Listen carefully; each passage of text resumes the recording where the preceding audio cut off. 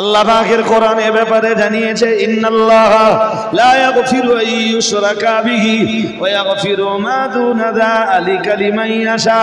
মহান আল্লাহ জানিয়েছেন, ইন্নাল্লাহা লা ইয়াগফিরু আন ইউশরাকা বিহি, কেউ যদি আমার আল্লাহর সাথে শিরক করে, লা ইয়াগফিরু আন ইউশরাকা বিহি, আমার আল্লাহর সঙ্গে শিরক করলে আমার আল্লাহ তাকে ক্ষমা করেন না। ওয়া ইয়াগফিরু মা দুনা যালিকা লিমান ইয়াশা, শিরক ব্যতীত যত গুনাহ রয়েছে আল্লাহ পাক রব্বুল আলামিনের বান্দা গুনাহ করার পরে বান্দা বান্দি আল্লাহর কাছে তওবা করলে তওবার বিনিময়ে আল্লাহ বান্দার तमाम জিন্দেগীর तमाम গুনাহকে maaf করে দেন। বান্দার সুদ খাওয়া গুনাহের maaf হয়, বান্দার ঘুষ খাওয়া গুনাহের maaf হয়, বান্দার চিটিংবাজি ধোঁকাবাজি করার গুনাহ maaf হয়, জিনা ব্যভিচারের গুনাহ maaf হয়। কিন্তু আল্লাহ পাক রব্বুল আলামিন জানিয়েছেন, লা ইয়াগফিরু আন ইউশরাকা বিহি, কোন বান্দা যদি আল্লাহর সাথে শিরক করে আল্লাহ পাক রব্বুল আলামিন তার শিরককারী ওই বান্দার গুনাহ কখনোই ক্ষমা করেন না। বলুন নাউজুবিল্লাহ। একটু জোর আওয়াজে বলেন। তো সূরা ইখলাস হলো শিরিক থেকে মুক্তি পাওয়ার সূরা।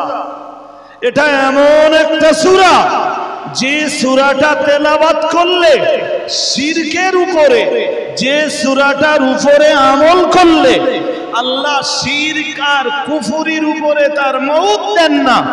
আল্লাহ এই সূরার তেলাওয়াতকারী আমলকারীকে ঈমানের উপরে মউত দান করেন।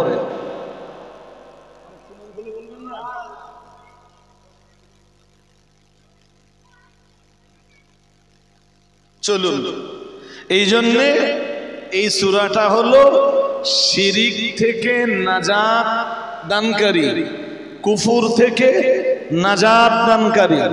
এই সূরাটা সাদৃশ্যতা থেকে, আল্লাহর সমকক্ষতা থেকে, আল্লাহর সমকক্ষতা নির্ণয় করা থেকে নাজাত দানকারী সূরা।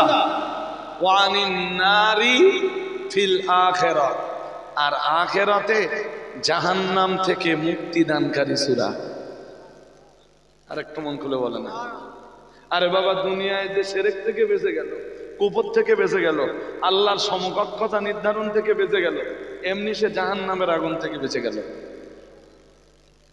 এই জন্য সূরাটার তিনটি নাম বলেছি, দেখেন আরেকবার একটু স্মরণ করেন। প্রথম নাম বলেছি সূরাতুল ইখলাস, তারপরেরটা স্টেজ থেকে বললে হবে না, দেখি শ্রোতারা কি বলে, আপনারা নিতে পারছেন কিনা দেখি আমি। দ্বিতীয় নাম বলেছি সূরাতুত তাওহীদ, এর তৃতীয় নাম সূরাতুন নাজাত। মুফাসসিররা মাঝখানে অনেকগুলো নাম বলেছেন, বাট সেই নামগুলো আমি বললে আপনাদের মনে থাকবে না। এবার আমি 4 নম্বরে আরেকটা নাম বলবো, একটু মনে রাখতে হবে, একটু কঠিন, ট্রাই করুন, হয়ে যাবে। এবার এই বাচ্চা কাচ্চাগুলো এত হাসা কেন এখানে? একদম অফিসের আশপাশে ওদের কি সমস্যা? হয় ওরা মজলিসে এসে বসুক, আর নইলে যা মন চায় সেইটা করুক, আমার কোনো সমস্যা নেই। বাট এই কোরআনের মজলিসের আশপাশে যদি এত চিল্লাচিল্লি হয়। 4 নম্বরে এই সূরাটার আরেকটা নাম মুখস্থ করুন, সূরাতুল বিলায়া। মনে থাকবে নাকি? হ্যাঁ না কিছু আলেম হাফেজ যারা আছে তাদের মনে থাকবে, হ্যাঁ চেষ্টা করলে থাকবে। আমি বলছি 4 নম্বরে এই সূরাটার আরেকটা নাম সূরাতুল বিলায়া। আমার দিকে দেখেন, এখনো যদি মাদিন সাহেবের দিকে তাকান, এমনি 4 নম্বর নামটা একটু কঠিন, আপনাদের জন্য সহজ করে দিচ্ছি। বসিরহাট হুজুর কেবলা আল্লাহর একজন বিখ্যাত ওলি ছিলেন। ফুরফুরা শরীফের মুজাদ্দিদুজ জামান দাদা পীর কেবলা আল্লাহর একজন বিখ্যাত ওলি ছিলেন। সুবহানাল্লাহ পড়েন। আরেকটু মন খুলে, ওলিদেরকে আল্লাহ যেটা দিয়েছেন তার নাম বেলায়াত, তার নাম। নবীদেরকে আল্লাহ যেটা দিয়েছেন তার নাম নবুয়ত, তার নাম কি? নবুয়ত।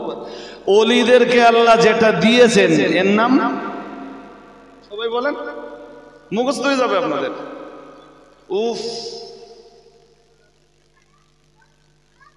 সেই ফেরেশতাগুলো চেল্লাচ্ছে গো, আর আমি চেল্লে একদম সহ্য করতে পারবো না। আপনাদের এর চেয়ে বেশি শ্রোতা আমার লাগবে না। আমি যত আমার সময় যত কাটবে দেখবেন এই সূরার আলোচনা আপনাদের জন্য খুব সহজ হয়ে যাচ্ছে।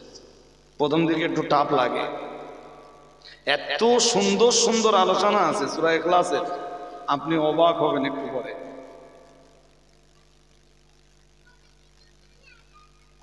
এই মেয়েগুলোর এখন কাজ যাক ছাড়েন। 4 নম্বর নাম কি বলেছি? সূরাতুল বিলায়াত। নবীদেরকে যেটা আল্লাহ দিয়েছেন সেটা নবুয়ত, ওলিদেরকে আল্লাহ যেটা দিয়েছেন তার নাম, বলুন বলুন। এই বেলায়াত যারাই পায় তারা আল্লাহর ওলি হয়। আরেকটা মন খুলে বলেন, এই বেলায়াতটা আল্লাহ, এখানে একটা কথা মনে রাখবেন, বেলায়াতটা আল্লাহ কখনো কখনো কাউকে কাউকে জন্মগত ভাবে দেয়, সবাইকে না। বিলায়াতটা সবাই জন্মগত ভাবে পায় না। যেমন বসিরহাট হুজুর কেবলা নিজের কলমে লিখেছেন, ফুরফুরা শরীফের 9 হুজুর কেবলা ছিলেন মাদারজাত ওলি। মাদারজাত ওলি বলতে মায়ের পেট থেকে পড়েই আল্লাহর ওলি। আরেকটা মন করুন, তো এইটা আপনারা কি বলবেন? সবাই মায়ের পেট থেকে পড়ে ওলি হয় না কেউ কেউ হয়? জোর করে বলেন। এইটা আজকে আর ডিসকাস করার মতো কন্ডিশন আমার নেই। সবাই মায়ের পেট থেকে পড়ে ওলি হয় না, হয় না। কাউকে কাউকে আল্লাহ মায়ের পেট থেকেই বেলায়াত দান করে। তারই এক উজ্জ্বল দৃষ্টান্ত ফুরফুরা শরীফের 9 হুজুর কেবলা রহমাতুল্লাহ আলাইহি। আর একটু মন খুলে বলে। এবার আপনাদের আবার জিজ্ঞেস করছি, ওলিদেরকে আল্লাহ যেটা দেয় তার নাম কি? বিলায়াত। বেশ, সূরা ইখলাসের 4 নম্বরে আপনাদের বুঝবার জন্য যে নামটা বলেছি সেই নামটা হলো সূরাতুল বিলায়াত। কেন? আল্লাহ পাকের ওলি, আল্লাহর প্রিয় বান্দা ইমাম ফখরুদ্দিন রাজি লিখছেন, লিআন্না মান ক্বারাআহা সারা মিন আউলিয়া ইল্লাহ। ইমাম ফখরুদ্দিন রাজি লিখেছেন, যে মানুষটি সূরা ইখলাস বেশি বেশি পরিমাণ তেলাওয়াত করেন, বেশি বেশি পরিমাণ পড়তে থাকেন, ওই মানুষটা আস্তে আস্তে আল্লাহর বিলায়েতের দরজা পেয়ে যায়।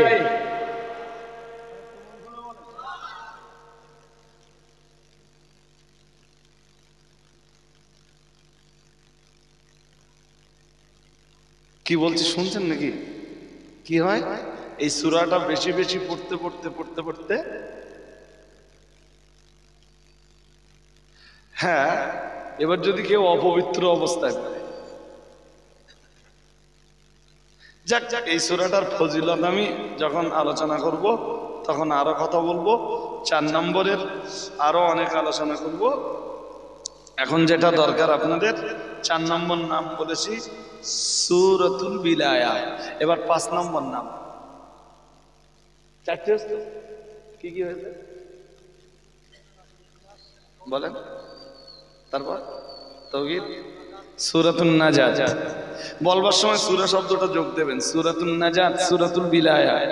এবার 5 নম্বরের নামটা বলবো সূরাতুল মারিফাত।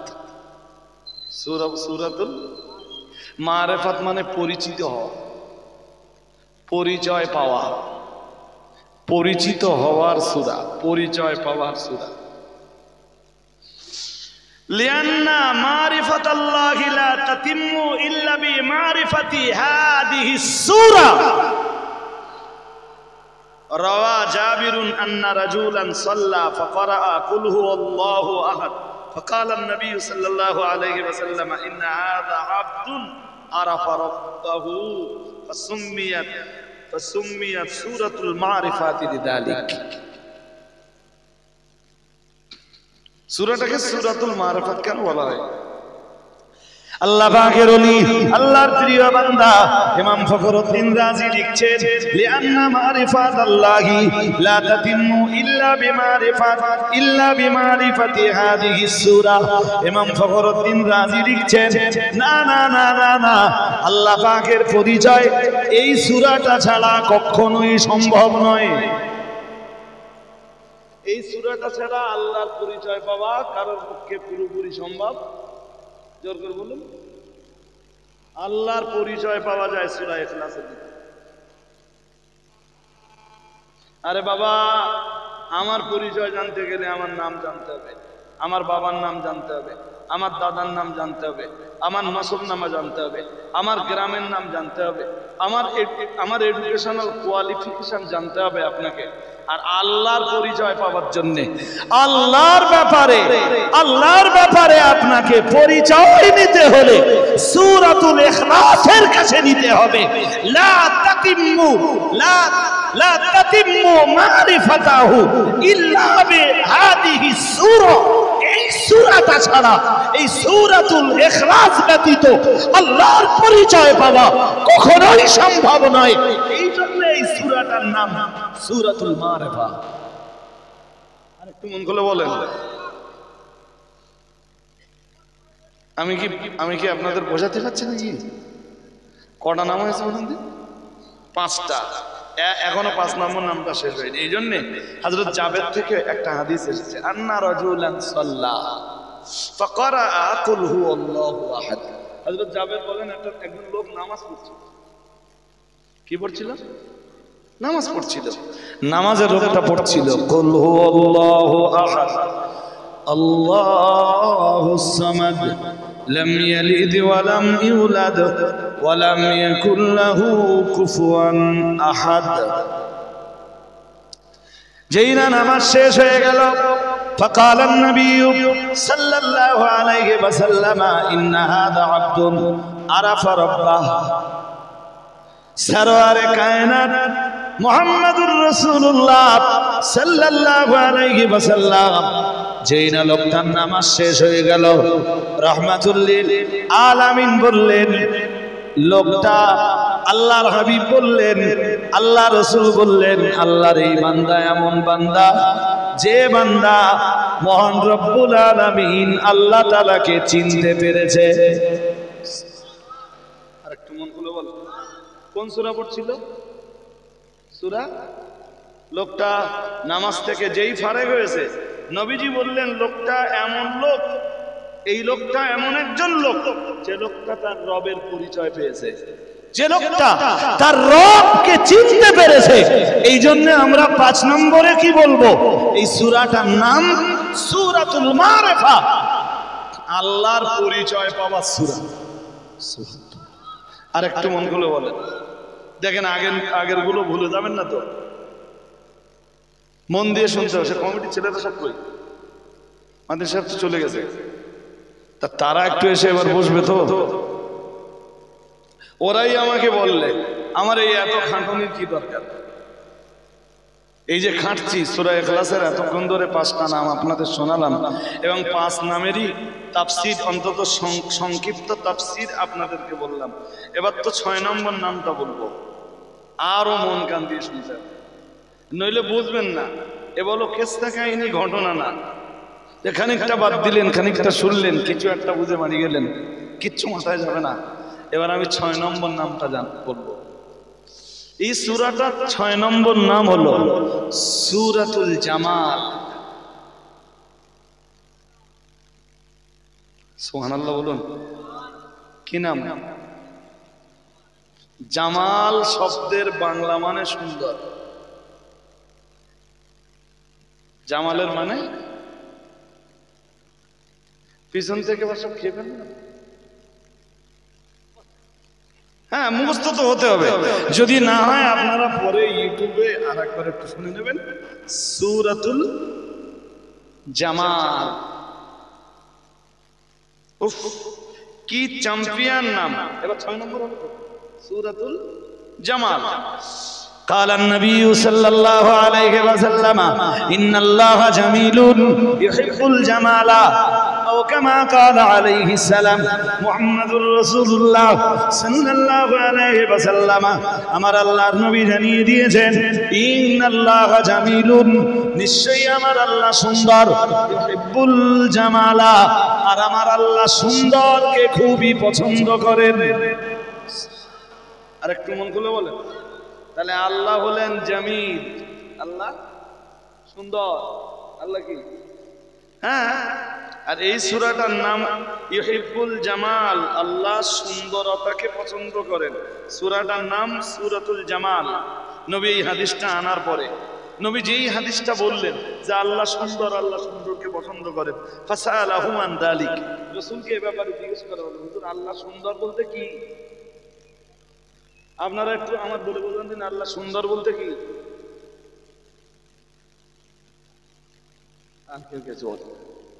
এই হাদিসটা তো আপনারা শুনেছেন বহু আলেমের কাছে, আল্লাহ সুন্দর, সুন্দরকে তিনি পছন্দ করেন।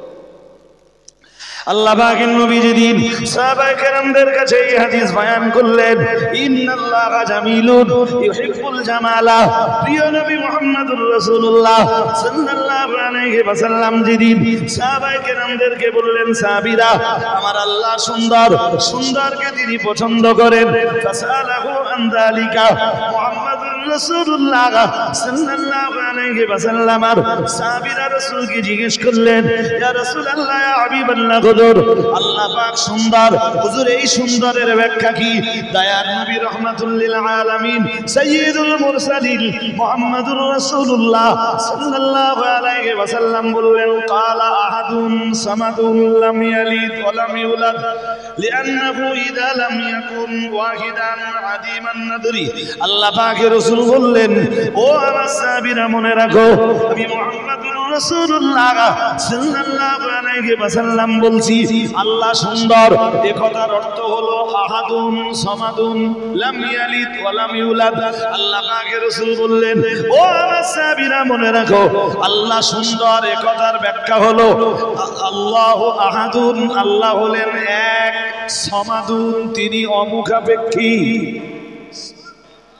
একটু মন করে বলেন, আল্লাহ সুন্দরের তাফসীর কি? কোন মৌলবী নিজে নিজে তাফসীর করলে হবে না, তাফসীর তেমন করতে হবে যেমন তাফসীরের কিতাবে আছে। তা আল্লাহ সুন্দর, তার তাফসীর হলো আল্লাহ এক, একক, লা শারীক। আর একটু মন খুলে বলে, এরপরে আল্লাহ আল্লাহ আল্লাহু সামাদ কিংবা আল্লাহু সামাদুন, আল্লাহ বলেন বেনিয়াজ, অমুখাপেক্ষী। ও বাবাজিরা ভাইরা, সামাদ শব্দের তাফসীর আমি এখন আপনাকে বলবো না, সময় হলে সামাদ শব্দের তাফসীর আবার বলে দেব। আমি এখন যেটা শোনাচ্ছি আল্লাহ সুন্দর তার ব্যাখ্যা। রাসূলুল্লাহ বললেন আল্লাহ সুন্দর, তার 1 নম্বরের ব্যাখ্যা হলো আল্লাহ এক, 2 নম্বরের ব্যাখ্যা হলো আল্লাহ কারোর মুখাপেক্ষী নন, সবাই তার মুখাপেক্ষী। 3 নম্বরের ব্যাখ্যা হলো লাম ইয়ালিদ, আল্লাহকে কেউ, আল্লাহ পাক রব্বুল আলামিন কাউকেই জন্ম দেননি, আল্লাহর কোনো ছেলেও নাই, আল্লাহর কোনো মেয়েও নাই, আল্লাহর কোনো সন্তান সন্ততি নেই, আল্লাহ সুন্দর। এটা 3য় ব্যাখ্যা। সরওয়ারে কায়নাত মুহাম্মদুর রাসূলুল্লাহ সাল্লাল্লাহু আলাইহি ওয়াসাল্লাম বিশ্বনবী আমার 4 নম্বরে বললেন ওয়া লাম ইউলাদ।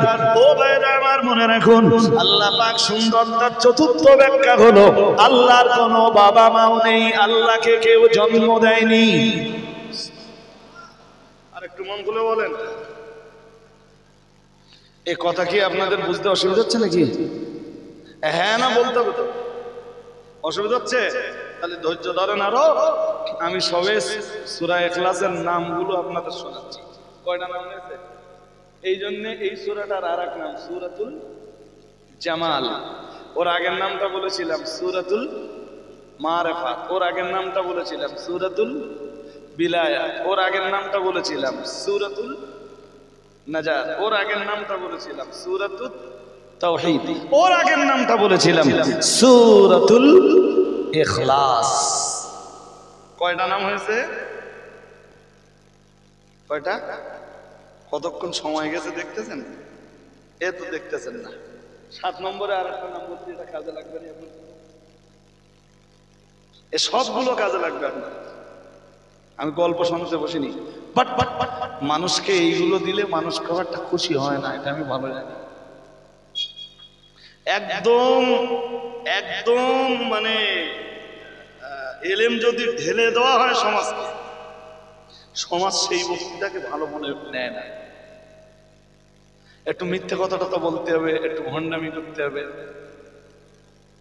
একটু কেসা কাহিনী ঘটনা বলতে হবে। তারপর আমার এই ওয়াজ আপনারা কি দৃষ্টিতে নিচ্ছেন আমি জানি না, বাট আমার এই টোটাল বক্তব্য একজন হাক্কানি আলেমের কাছে পাঠান, আপনার কাছে মূল্যায়ন না হলো হাক্কানি আলেমের কাছে মূল্যায়ন হবে ইনশাআল্লাহ। আর আমি সেইভাবে দিচ্ছি যেভাবে ইমাম ফখরুদ্দিন রাজি তাফসীরে কাবিরে, আর তাফসীরে কাবির ছাড়াও আমি সূরা ইখলাসের তাফসীর বুঝবার জন্য আরো অনেকগুলো তাফসীর ঘেটেছি। আমার কাছে বেটার মনে হয়েছে ইমাম ফখরুদ্দিন রাজি লিখে রেখে যাওয়া তাফসীর। এবার একটু কঠিন মনে হবে, সূরাতুল মুআওয়াযা কি নাম মনে থাকবে? মুসাফির ভাই কি বলুন তো?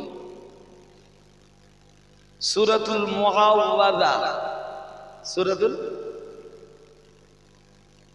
কিছু বুঝতে পারেন না, বলে দেবো তো, তার জন্য ধৈর্য লাগবে তো। সূরা ইখলাসের আমাদের কয় নম্বর চলতেন? 7 নম্বর নাম। আবার বলছি মুখস্থ করুন, সূরাতুল মুআওয়াযা। মুআওয়াযা মানে হলো আশ্রয় চাইবা সূরা। কি চাইবা সূরা? জোর করে বলেন, কি চাইবা সূরা? চলেন কি আছে দেখে নেই, ওর ব্যাখ্যা কি।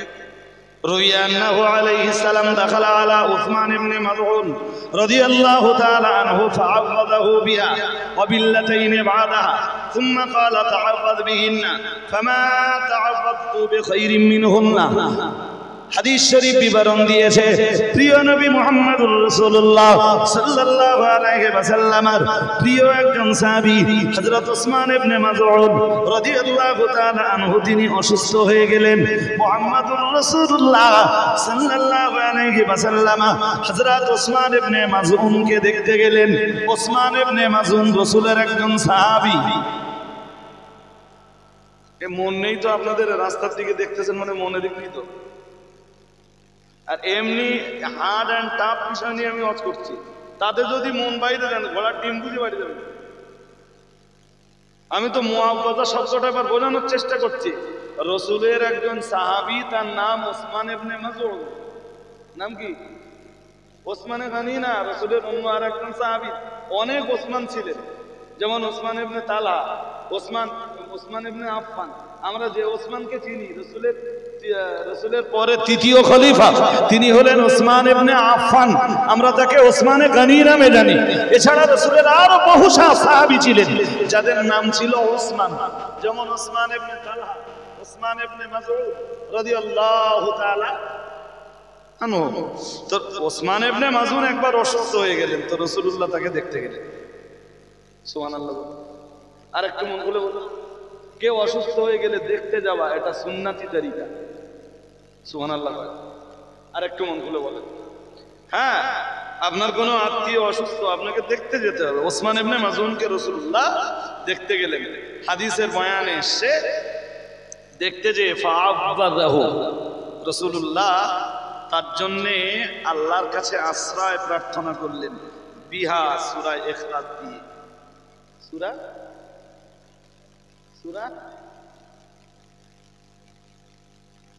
সূরা ইখলাস দিয়ে আল্লাহর কাছে তার জন্য পানাহ চাইলেন।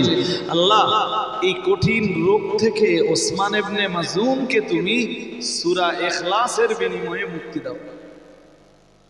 আর একটু মন খুলে বলুন, অবিল্লাতাইনি বাদাহা। আর সূরা ইখলাসের পরে আরো 2 সূরা আছে। নবী শুধু সূরা ইখলাস পড়লেন না, সেই সঙ্গে আরো 2 সূরা আছে, ওই দুটো যোগ করে দিলেন। তাহলে কয় সূরা? সূরা ইখলাস পড়লেন, সূরা ফালাক পড়লেন, সূরা নাস পড়লেন। উসমান ইবনে মাযউনকে দম করলেন, আল্লাহকে বললেন, আল্লাহ এই 3 সূরার বিনিময়ে উসমান ইবনে মাযউনকে তুমি সুস্থ করে দাও।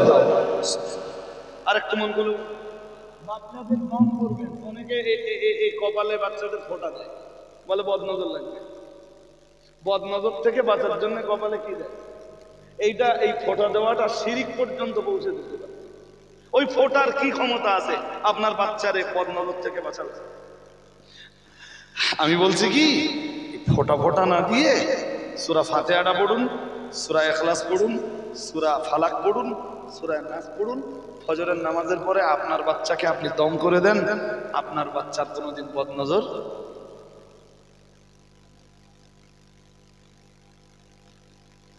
কথা কি বুঝতেছেন নাকি?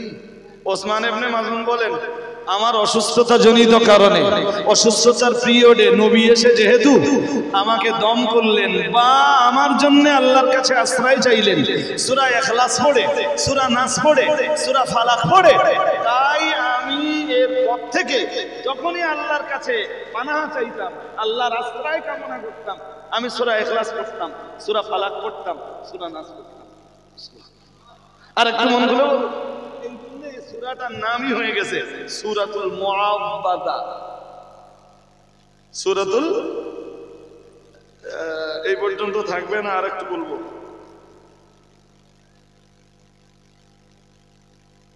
আরো 2-1টা নাম বললে কি মনে থাকবে আপনাদের? এইবারটা হয়ে যাবে। ঠিক ঠিক। আচ্ছা, যদি খুব সহজ নাম হয়, দেখি খুব সহজ দেখে একটা নাম বলি, দেখেন এবার মনে রাখতে পারবেন। হ্যাঁ হ্যাঁ হ্যাঁ, সহজ দেখে একটা নাম বলি, সূরাতুন নূর। সূরা ইখলাসের আরেকটা নাম হলো, কি নাম বলেন? আমি যতক্ষণ পর্যন্ত এই সূরার ফজিলত বয়ান না শুরু করব, ততক্ষণ পর্যন্ত এই সূরা তাদের এখন সবে নাম বলছি তো, এই সূরাদের খবরটা মন উঠবে না। এই সূরাটার আরেকটা নাম হলো সূরাতুন নূর, কারণ এই সূরাটা ওয়াসূরাতু তুনাব্বিরু কলবাকা ইন্না লিকুল্লি শাইইন নূরান ওয়া নূরুল কুরআনে কুল হুয়াল্লাহু আহাদ। নবীজি বলেন, ইন্না লিকুল্লি শাইইন নূরান। নবীজি বললেন, ইন্না লিকুল্লি শাইইন নূরান, প্রত্যেকটা জিনিসের একটা নূর আছে। ওয়া নূরুল কুরআন, হাদিস শরীফ বিবরণ দিয়েছে মুহাম্মদুর রাসূলুল্লাহ সাল্লাল্লাহু আলাইহি ওয়াসাল্লাম, আমার আল্লাহর নবী জানিয়ে দিয়েছেন, ও আমার সাহাবীরা মনে রাখো, ইন্না লিকুল্লি শাইইন নূরান, আল্লাহ পাকের রাসূল জানিয়েছেন প্রত্যেকটা জিনিসের একটা নূর আছে। আর আমি মুহাম্মদুর রাসূলুল্লাহ সাল্লাল্লাহু আলাইহি ওয়াসাল্লাম বলছি, ওয়া নূরুল কুরআনে সূরাতুল ইখলাস। ও ভাইরা আমার মনে রাখুন, যদিও হাদিসে রয়েছে ওয়া নূরুল কুরআনে কুল হুয়াল্লাহু আহাদ, প্রিয় নবী মুহাম্মদুর রাসূলুল্লাহ সাল্লাল্লাহু আলাইহি ওয়াসাল্লাম, আমার আল্লাহ পাকের নবী বললেন, ও আমার সাহাবীরা, ও আমার উম্মতিরা মনে রাখো, আমি আল্লাহ পাকের নবী বলছি, কোরআনুল কারীমের নূর হলো সূরাতুল ইখলাস। আরেকটু মন খুলে বলো, আরো আওয়াজ দিয়ে বলেন। কয়টা হয়েছে? 8টা। কয়টা নাম হয়েছে? এই 8 পর্যন্ত থাক। 20-র ভিতরে 8 দিলাম, 20-র ভিতরে 20টা দিলে আপনাদের প্রেরণা থাকবে না। মোটামুটি আজকে 8টা দিলাম। নেক্সট টাইম আবার আপনাদেরকে যদি আবার কখনো সূরা ইখলাস নিয়ে আলোচনা করা হয়, তখন এই 8টা যদি আপনারা মনে রাখতে পারেন, পরের গুলো আবার পরে দিতে পারবো কিনা তখন ভাববো। যাক, এখন এক্ষুনি আপনাদের যেটা জানা দরকার, এবার আমরা জানবো নাম্বার 2। প্রথম আমরা জানলাম সূরা ইখলাসের নাম সম্বন্ধে। মনোযোগ আছে আপনাদের নাকি? মনোযোগ আছে? 1 নম্বরে আমরা জানলাম সূরাতুল ইখলাসের নাম এবং নামের ব্যাখ্যা সম্বন্ধে। 2 নম্বরে আমরা জানবো সূরাতুল ইখলাসের ফজিলত সম্বন্ধে। ফজিলত, সূরাতুল ইখলাসের ফজিলতের প্রথম একটা হাদিস বলবো, চলে। হাদিস শরীফ বিবরণ দিয়েছে, আল্লাহ পাকের নবী জানিয়ে দিয়েছেন, ও আমার সাহাবীরা মনে রাখো, আমি মুহাম্মদুর রাসূলুল্লাহ সাল্লাল্লাহু আলাইহি ওয়াসাল্লাম বলছি, মান ক্বারা সূরাতুল ইখলাস, মান ক্বারা সূরাতুল ইখলাস فكأنما قرأ ثلث القرآن أو كما قال عليه السلام محمد رسول الله صلى الله عليه وسلم আমার আল্লাহর নবী জানিয়ে দিয়েছেন, ও আমার সাহাবীরা মনে রাখো, আমি মুহাম্মদুর রাসূলুল্লাহ সাল্লাল্লাহু আলাইহি ওয়াসাল্লাম, আমি আল্লাহ পাকের নবী বলছি, মান ক্বারা সূরাতুল ইখলাস, আল্লাহ পাকের রাসূল জানিয়েছেন, আল্লাহর কোন বান্দা বান্দি যদি একবার সূরা ইখলাস তেলাওয়াত করে, আল্লাহর কোন বান্দা বান্দি যদি একবার সূরা ইখলাস পড়ে, মুহাম্মদুর রাসূলুল্লাহ সাল্লাল্লাহু আলাইহি ওয়াসাল্লাম জানিয়েছেন, কান্নামা ক্বারা সুলুসাল কোরআন ও কামা ক্বালা আলাইহিস সালাম, মুহাম্মদুর রাসূলুল্লাহ সাল্লাল্লাহু আলাইহি ওয়াসাল্লাম জানিয়েছেন, সে যেন কোরআনুল কারীমের 3 ভাগের 1 ভাগ তেলাওয়াত করে ফেললো। तमाम কোরআনের 3 ভাগের 1 ভাগ তেলাওয়াত করে ফেললে যতটা সওয়াব হয়, আল্লাহ পাক রব্বুল আলামিন ওই মানুষটাকে যিনি সূরা ইখলাস তেলাওয়াত করেছেন, আল্লাহ তার আমলনামাতে ততটা সওয়াব লিখে দেবেন। আপনারা জানেন, এরকম দোয়া সাবরাসানির মজলিসে কিংবা হজের মজলিসের একদম শেষ পর্যায়ে যখন দোয়া মোনাজাত হয়, যখন আখিরি দোয়া মোনাজাত হয়, আখিরি দোয়া মোনাজাতের আগে হুজুররা যিনি যে হযরত আখিরি দোয়া মোনাজাত করেন, জনগণকে বলেন কমপক্ষে 3 বার সূরা ইখলাস পড়ুন, 3 বার। ও ভাইরা আমার মনে রাখুন, কারণ হাদিস শরীফের বয়ানে এসেছে, একবার সূরা ইখলাস পড়লে কোরআনুল কারীমের 3 ভাগের 1 ভাগ পড়া সওয়াব হয়। এটা যেহেতু হাদিস দিয়ে সুবুত হয়েছে, তাই মাওলানারা 3 বার করে সূরা ইখলাস পড়তে বলেন, কারণ 3 বার সূরা ইখলাস তেলাওয়াত করলে আল্লাহ পাক রব্বুল আলামিন পরিপূর্ণ মুকাম্মাল 1 খতম কোরআন তেলাওয়াতের সওয়াব দান করেন। কয়বার বলেন? 3 বার পড়লে কি হয়? জোর করে বলে না, কি হয়? আপনি সূরা ইখলাস কেন পড়বেন? সূরা ইখলাসের সাথে আপনি কেন সম্পর্ক রাখবেন, তার কিছু ব্যাখ্যা আপনাকে শুনতে হবে। এরপরে চলেন নাম্বার 2, মনোযোগ দিতে হবে। এবার সূরা ইখলাসের ফজিলত নিয়ে আলোচনা করছি। প্রথম ফজিলতটা বলা শেষ হয়েছে, চলুন সূরা ইখলাসের ফজিলত নাম্বার 2। হাদিস শরীফে এসেছে, কানা জিবরাইল আলাইহিস সালাম মা'আর রাসূল আলাইহিস সালাতু ওয়াস সালাম আকবালা আবু দাররিন রাদিয়াল্লাহু তাআলা আনহু। হাদিস শরীফের বয়ানে এসেছে, মুহাম্মদুর রাসূলুল্লাহ সাল্লাল্লাহু আলাইহি ওয়াসাল্লামের দরবারে একবার ফেরেশতা জিবরিল আমিন আলাইহিস সালাম এসে হাজির হয়েছেন। হাদিস বিবরণ দিয়েছে, ঠিক ওই সময় আকবালা আবু দাররিন, হযরত আবু যার গিফারি রাসূলুল্লাহর মজলিসের দিকে এগিয়ে আসে। ফেরেশতা জিবরাইল রাসূলুল্লাহর দরবারে হযরত আবু যার গিফারি রাসূলুল্লাহর মজলিসের দিকে এগিয়ে আসেন। হাদিস বয়ান করেছে, আল্লাহ পাকের নবী মুহাম্মদুর রাসূলুল্লাহ সাল্লাল্লাহু আলাইহি ওয়াসাল্লামের দরবারে বসেই ফেরেশতা জিবরাইল বললেন, হাদা আবু দাররিন কদ আকবালা, ইয়া রাসূলুল্লাহ ইয়া হাবিবাল্লাহ, হুজুর আবু যার আপনার মজলিসের দিকে এগিয়ে আসছে। আর একটু মন খুলে বলেন, হযরত আবু যার রাসূলের মজলিসের দিকে এগিয়ে আসছেন, জিবরাইল রাসূলুল্লাহর দরবারে।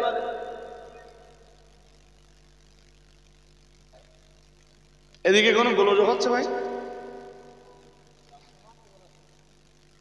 কি কোনো সমস্যা এখানে? কেউ কিছু বলে তো ওখানে অত ছেলেরা থাকবে, ছেলেরা তো কাজ না থাকলে মসজিদে বসতে পারে। জলসা কমিটির ছেলেরা কেউ নেই। আমারে বললে হুজুর আপনার তফসির করতে হবে, আর আমি লেগে গেলুম একটা সূরা নিয়ে। সে ছেলেদের কোনো অস্তিত্বই এখানে নেই। আমি হজ করছি কার জন্য থাকি যায়, এত খাটতেছি, আমার এত কেটে হজ করার কি দরকার? যাক, আপনারা নিতে না পারলেও আর জলসা কমিটির ছেলেরা না নিলেও, আর আপনারা কিছু মানুষ নিতে পারছেন আলহামদুলিল্লাহ, অন্তত এই ইলমি আলোচনায় শরীক হতে পারছেন, আল্লাহ শুকরিয়া আদায় করছি। আর ইউটিউবে কিছু মানুষ আছে তারা অন্তত নিতে পারবেন বলে আমি আশাবাদী।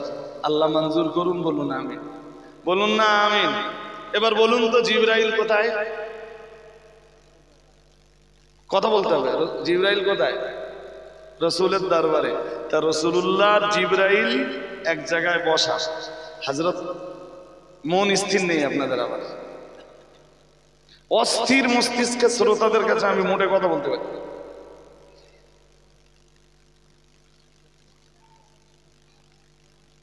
একদম অস্থিরতা প্রকাশ করলে হবে না ভাই, স্থির মনে, স্থির মনে আমার কথা শুনতে হবে।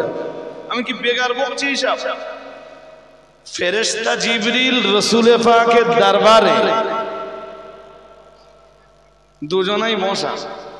হযরত রাসূলের এক বিখ্যাত সাহাবী, সুফি সাহাবী হযরত আবু যার গফারি, সাহাবীদের ভিতরে উনি একজন সুফি। সুবহানাল্লাহ। সব সাহাবী সাহাবী, কিন্তু সব সাহাবী তো সুফি নয়। আবু যার গফারি রাদিয়াল্লাহু তাআলা আনহু তিনি সুফি সাহাবীদের অন্তর্ভুক্ত। আল্লাহ পাকের নবী সাহাবী হযরত আবু যার গফারি রাদিয়াল্লাহু তাআলা আনহু রাসূলুল্লাহর মজলিসের দিকে এগিয়ে আসছিলেন। ফেরেশতা জিবরাইল বললেন, হাদা আবু যাররিন আকবালা। হযরত ফেরেশতা জিবরিল বললেন, ইয়া রাসূলুল্লাহ, ইয়া হাবিবাল্লাহ, হুজুর আপনার সাহাবী আবু যার আপনার মজলিসের দিকে এগিয়ে আসছে। একটু মন খুলে বলো, জিবরাইল আবু যারের চেনে কেমনে? এইটাই তো আপনাদের বলবো। তা আপনারা পুরো অস্থির। জিবরাইল আবু যারের চিনতেছে কি করে?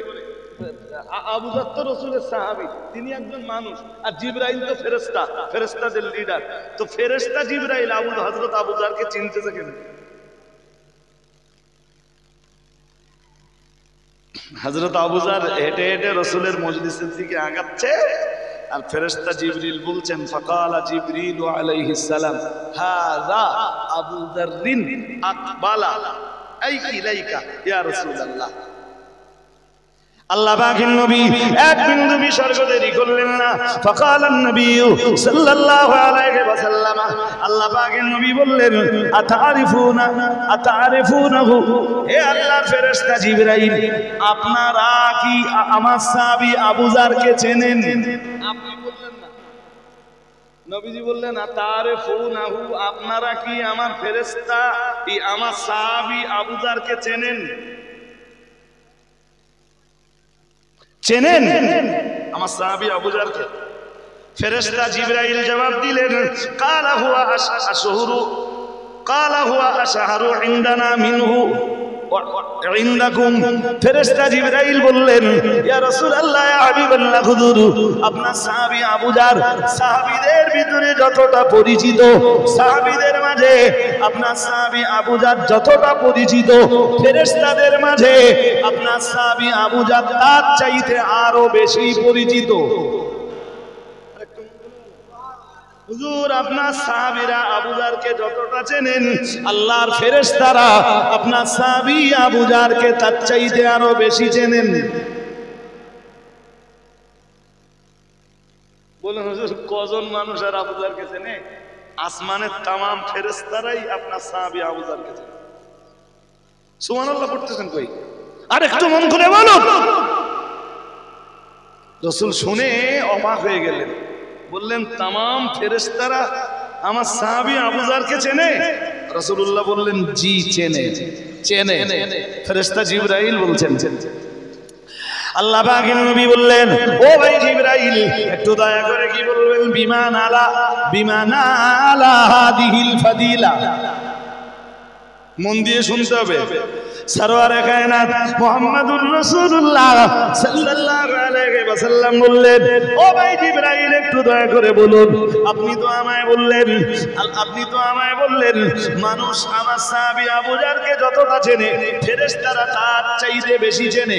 ও ভাই জিবরাইল, বিমান আলা হাদিহিল ফাদিলা, আমার সাহাবী আবু যার এই ফজিলতটা, এই মর্যাদাটা কিভাবে অর্জন করলেন? মুহাম্মদুর রাসূলুল্লাহ সাল্লাল্লাহু আলাইহি ওয়াসাল্লাম আল্লাহ পাকের নবীর প্রশ্নের জবাব দিতে ফেরেশতা জিবরাইল বললেন, ইয়া রাসূলুল্লাহ, ইয়া হাবিবাল্লাহ, হুজুর, দুইটা কারণে আপনার সাহাবী হযরত আবু যারের পরিচিতি ফেরেশতাদের কাছে এত বেশি। তার পিছনে কারণ দুইটা। আল্লাহ পাকের নবী বললেন, কারণ দুইটা কি কি? ফেরেশতা জিবরাইল এক নম্বরে বললেন, ক্বালা লিসিগারিহি ফি নাফসিহি। আল্লাহ পাকের ফেরেশতা জিবরিল আমিন আলাইহিস সালাম বললেন, ইয়া রাসূলুল্লাহ, ইয়া হাবিবাল্লাহ, হুজুর, আপনার সাহাবী আবু যারের জীবনে দুইটা গুণ রয়েছে।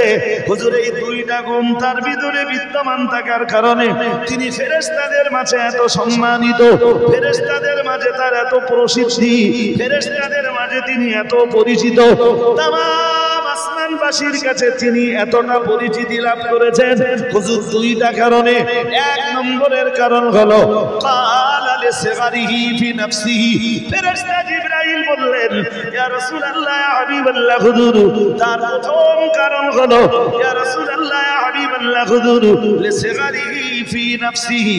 আপনার সাহাবী আবু যার সব সময় নিজের কাছে নিজেকে খুব ছোট মনে করেন। আরেকটু মন খুলে কথা কি বুঝতে অসুবিধা হচ্ছে?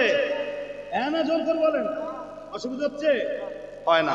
আলহামদুলিল্লাহ, আলহামদুলিল্লাহ রাব্বিল আলামিন, আলহামদুলিল্লাহ হামদান কাসীরা তাইয়িবান মুবারাকান ফি। বললেন, দুটো কারণে আপনার সাহাবী আবু যারের অত মর্যাদা। তামাম আসমানবাসী, তামাম ফেরেশতারা আপনার সাহাবী আবু যারকে চেনে। প্রথম কারণ, ক্বালা লিসিগারিহি ফি নাফসিহি। নিজেকে আপনার সাহাবী আবু যার খুব কি মনে, জোর করব,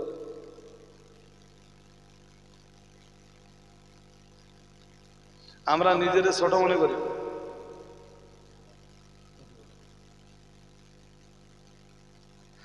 নবী আল্লাহর কাছে দোয়া চাইতেন আর বলতেন, আল্লাহ, আমি আমার নিজের চোখে নিজেকে যেন ছোট দেখি, আপনি আমাকে ক্ষমতা দেন। আমি নিজের চোখে নিজেকে যেন ছোট দেখি, আর মানুষের চোখে আপনি আমাকে বড় করে দেন। আর একটু মন খুলে, কোনটা ভালো হয়? নিজের চোখে বড় দেখলে না লোকেরা তাদের চোখে যদি আপনাকে বড় দেখে, ভালো হয়। বলতেন, হুজুর, আবু যার গিফারি এই ফজিলত অর্জন করেছে কেমনে জানেন? কেমনে? বললেন, দুইটা কারণে। বললেন, কি কি? বললেন, প্রথম কারণ, ক্বালা লিসিগারিহি ফি নাফসিহি। নিজেকে বড্ড ছোট মনে করে নিজের কাছে। তার সময় ভাবেন যে আমার চেয়ে ছোট আর কেউ।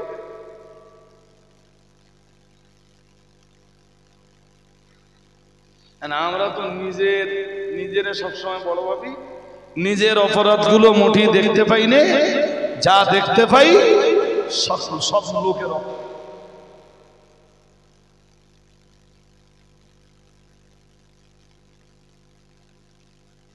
আল্লাহ পাকের নবী বললেন, ও ভাই জিবরাইল, আমার সাহাবী আবু যার আর কোন কারণে ফেরেশতাদের মাঝে এত প্রসিদ্ধি লাভ করেছে, ফেরেশতাদের মাঝে এত পরিচয় পেয়েছে? ও ভাইরা আমার, মনে রাখুন, সরওয়ারে কায়নাত মুহাম্মদুর রাসূলুল্লাহ সাল্লাল্লাহু আলাইহি ওয়াসাল্লাম আমার আল্লাহ পাকের নবীর প্রশ্নের জবাবে ফেরেশতা জিবরাইল বললেন, কিরাআতি সূরাতিল ইখলাস। ইয়া রাসূলুল্লাহ, ইয়া হাবিবাল্লাহ, হুজুর, আপনার সাহাবী আবু যারের এত প্রসিদ্ধির পিছনে কারণ হলো আপনার সাহাবী হযরত আবু যার গিফারি রাদিয়াল্লাহু তাআলা আনহু, তিনি তার জীবনের অবসর সময়ে সব সময় তিনি সূরা ইখলাস তেলাওয়াত করেন। হুজুর, সূরা ইখলাস তেলাওয়াতের কারণে আল্লাহ পাক রব্বুল আলামিনের ফেরেশতা মণ্ডলীর মাঝে আপনার সাহাবী আবু যারের এত পরিচয়।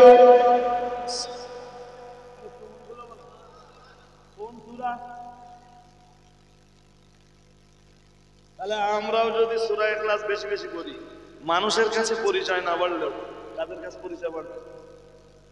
হ্যাঁ, ও ফেরেশতা জিবরাইলও চিনতে পারবে, অন্যান্য আরো যেসব ফেরেশতারা আছে আমাদেরকে চিনতে পারবে। চলেন, এরপরে আমরা কি করবেন সিদ্ধান্ত আপনাদের নিতে হবে। বাট আমার তো এখনো সময় শেষ হয়নি, আমার এখনো সময় কিছু বাকি আছে। এবার চলেন হযরত আনাস ইবনে মালিক থেকে বর্ণিত ফজিলত নাম্বার 3।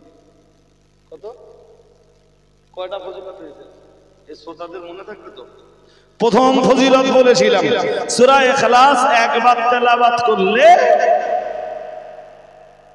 3/1 ভাগ কোরআন তেলাওয়াতের না, একবার পাঠ করলে বলিনি যে এক খতম কোরআনের সওয়াব হয়। বলেছিলাম একবার পড়লে নবীজি বলেন কাআন্নামা ক্বারাআ সুলুসাল কোরআন। কেউ একবার সূরা ইখলাস পড়লে 3 খতম কোরআন কোরআনের 3/1 ভাগ পড়ার সওয়াব হয়। কেউ 3 বার পড়লে আল্লাহ 1 খতম কোরআনের সওয়াব দান করে। 2 নম্বর ফজিলতের সারমর্ম কি দাঁড়িয়েছে? সূরা ইখলাস তেলাওয়াত করলে আল্লাহর ফেরেশতাদের কাছে প্রসিদ্ধি লাভ করা যায়, পরিচিত হওয়া যায়। আর একটু মন খুলে বলো, এইগুলো শোনার পরে এবার একটু সূরা ইখলাস যখন পড়বেন দেখবেন আপনার মনটা আনন্দে ভরে যাবে যে আমিও সেই সূরা ইখলাস পড়ছি। নামাজে পড়বেন তবেই ভালো লাগবে। মুসলমান জাতির সবচাইতে দুর্গতির কারণ হলো মুসলমান যেটা নামাজে পড়ে কি পড়তেছে সেটাও জানে না। সারা জীবন পড়ে গেল আলহামদুলিল্লাহ রাব্বিল আলামিন। দেশে এত হুজুর এলো, কোন হুজুরকে কোনোদিন বলিনি যে হুজুর সূরা ফাতিহার তাফসীরটা আমাদের একটু বুঝিয়ে দেন দিন।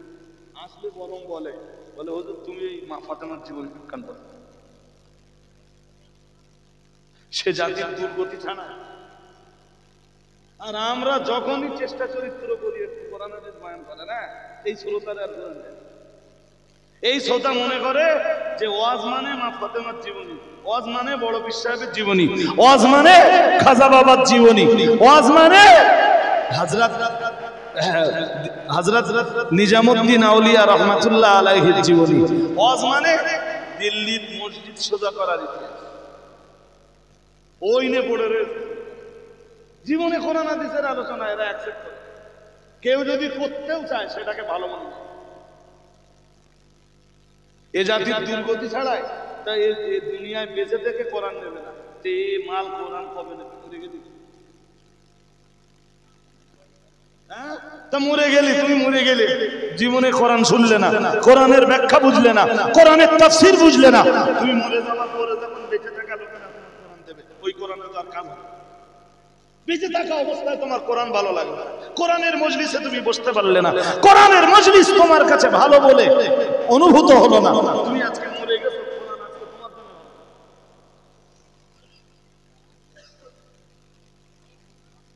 এ জাতির ভাই এই জন্য দুর্গতির কোনো শেষ বলুন।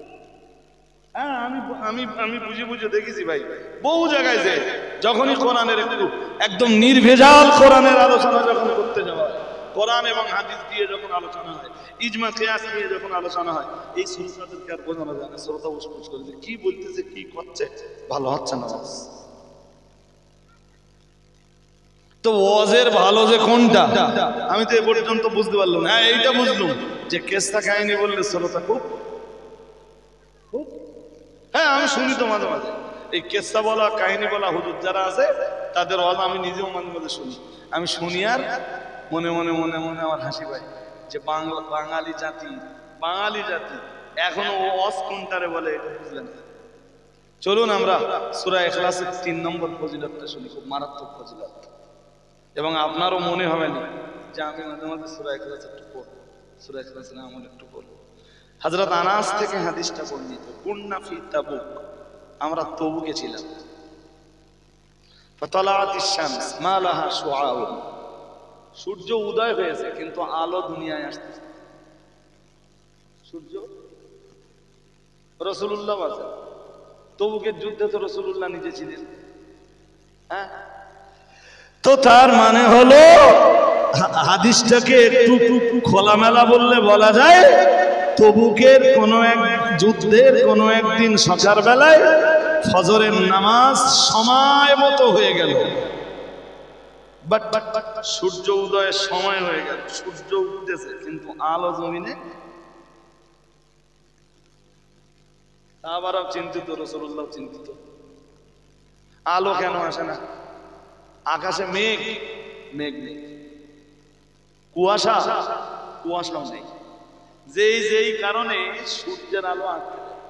সূর্যের আলো আটকায় কিছু মেঘে? আরে হ্যাঁ না বলে। এই 2-3 দিন আগে সূর্যের আলো আসতেছিল ওখান থেকে, 4-5 দিন আগে ওই যেমন পানিটা হয়েছিল, আসতেছিল সূর্যের আলো, আসতেছিল না কেন? মেঘের কারণে। এরপরে দেখবেন যখন কুয়াশা হবে তখন সূর্যের আলো। এমনও দিন যাবে হয়তো কুয়াশার কারণে সারা দিন সূর্যের আলো আসেনি। সূর্যের আলো আটকে যায় কুয়াশার কারণে, সূর্যের আলো আটকে যায়।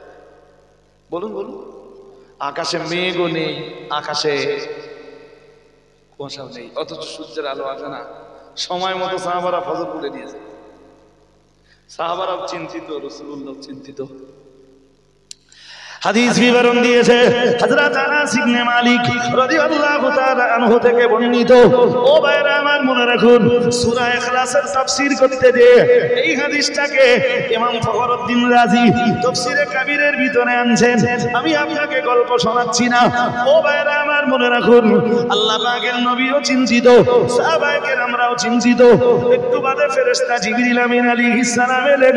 আসসালাতু ওয়াসসালামু আলাইকা ইয়া রাসূলুল্লাহ, আসসালাতু ওয়াসসালামু আলাইকা ইয়া হাবিবাল্লাহ, আসসালাতু ওয়াসসালামু আলাইকা ইয়া রাহমাতাল লিল আলামিন, আসসালাতু ওয়াসসালামু আলাইকা ইয়া শাফিআল মুযনিবিন মুহাম্মাদুর রাসূলুল্লাহ সাল্লাল্লাহু আলাইহি ওয়াসাল্লাম সালামের জবাব দিলেন। ফেরেশতা জিবরিল আমিন আলাইহিস সালাম এসে বললেন, ইয়া রাসূলুল্লাহ, ইয়া হাবিবাল্লাহ, হুজুর আপনার একজন সাহাবী মদিনা মুনাওয়ারায় ইন্তেকাল করেছেন। ও ভাইরা আমার, মনে রাখুন যুদ্ধের ময়দানে তো সব সাহাবী যেতে পারতেন না। আল্লাহ পাকের কোরআন তো জানিয়ে দিয়েছে, লাইসা আলাল আ'মা হারাজুন ওয়ালা আলাল আ'রাজ হারাজুন ওয়ালা আলাল মারিদি হারাজুন মুহাম্মাদুর রাসূলুল্লাহ সাল্লাল্লাহু আলাইহি ওয়াসাল্লাম। আমার আল্লাহর নবী জানিয়ে দিয়েছেন, ঘোড়া যারা ভালো চলতে পারে না, ঘোড়া করে আল্লাহ যাদের দুনিয়ায় পাঠিয়েছেন, না না না না, আল্লাহ পাক এক নম্বরে বললেন লাইসা আলাল আ'মা হারাজুন। আল্লাহ বললেন যারা অন্ধ ওরা জিহাদের ময়দানে যাবে না, ওদের যুদ্ধের ময়দানে যাবার দরকার নেই। 2 নম্বরে মহান আল্লাহ বললেন ওয়ালা আলাল আ'রাজ হারাজ, ঘোড়া যারা চলতে পারে না ওরাও যুদ্ধের ময়দানে যুদ্ধ করতে যাবে না। 3 নম্বরে মহান আল্লাহ বললেন ওয়ালা আলাল মারিদ হারাজ, না না না না না, অসুস্থ একেবারেই বিছানা থেকে উঠতে পারছে না এমন মানুষ যদি যুদ্ধের ময়দানে না যায়, মহান আল্লাহ বললেন ওটা দোষণীয় হবে না, ওটা অপরাধ বলে গণ্য হবে না। তাহলে ঘোড়া যদি যুদ্ধে না যায় ওটা অপরাধ বলে গণ্য হবে না, অন্ধ যদি যুদ্ধে না যায় ওটাও অপরাধ বলে গণ্য হবে না। অন্ধ যে লোকটা, চোখে যে লোকটা নিজেই দেখে না, ও যুদ্ধের ময়দানে যে কি বা করবে, ও ভাইরা আমার, ওর পক্ষে তো যুদ্ধ করার ক্ষমতা নেই। ভালো করে মাথায় রাখুন, তাহলে অন্ধ যুদ্ধে যাবে না, ঘোড়া যুদ্ধের ময়দানে যাবে না, চরম পর্যায়ের অসুস্থ বিছানা ছেড়ে উঠতে পারছে না, ও জিহাদের ময়দানে যাবে না। আমি আপনাকে বলে বোঝাতে চাইছি, তামাম সাহাবীরা যখন তবুকের ময়দানে রাসূলের এই জাতীয় কিছু সাহাবা মদিনা মুনাওয়ারাতে থেকে গেলেন, হয় তারা অন্ধ, নইলে তাদের কেউ ঘোড়া, নইলে আল্লাহ আমায় ক্ষমা করুন ও ভাইরা আমার, নইলে তাদের কেউ চরম পর্যায়ের অসুস্থ। ঠিক ওই পর্যায়ের একজন সাহাবী ছিলেন রাসূলের, তার নাম হযরত মুআবিয়া ইবনে মুআবিয়া রাদিয়াল্লাহু তাআলা আনহু। হযরত মুআবিয়া ইবনে মুআবিয়া রাসূলুল্লাহ যখন তবুকের যুদ্ধে বার হচ্ছিলেন তখন তিনি চরম পর্যায়ের অসুস্থ। যেহেতু আল্লাহ চরম অসুস্থদের জন্য যুদ্ধের ময়দানে না গেলেও চলবে বলে বিধান দিয়েছেন, যুদ্ধের ময়দানে না যাওয়াটা তাদের জন্য দোষণীয় নয় বলেই বিধান দিয়েছেন। হযরত মুআবিয়া ইবনে মুআবিয়া রাদিয়াল্লাহু তাআলা আনহু তিনি জিহাদের ময়দানে গেলেন না, তিনি যুদ্ধের ময়দানে গেলেন না।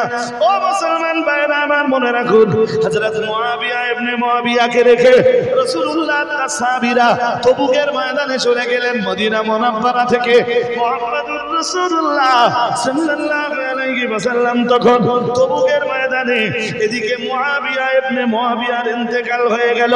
ও বাবাজিরা ভাইরা, তবুকের ময়দানে কোনো একদিন সকালবেলা ফজরের আযান হয়ে গেল, ফজরের নামাজ হয়ে গেল, কিন্তু সূর্যের আলোর উদয় ঘটেছে, সূর্যের উদয় ঘটেছে, আলো আল্লাহর জমিনে পড়ে না।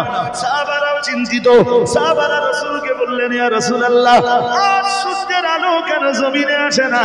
আল্লাহ পাকের নবী বললেন, তোমরা যেখানে আমিও সেখানে। এ ব্যাপারে আল্লাহ আমায় কিছুই জানালেন।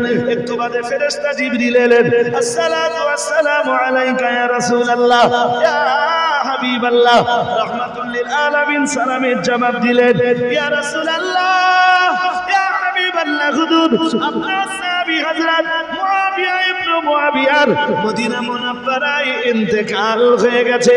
ইয়া রাসূলুল্লাহ, ইয়া হাবিবাল্লাহ, হুজুর আপনি কি তার জানাজা নামাজটা আদায় করতে চান? রাসূলুল্লাহ বললেন, চাই তো। আমি তার জানাজা নামাজ পড়বো কেমনে?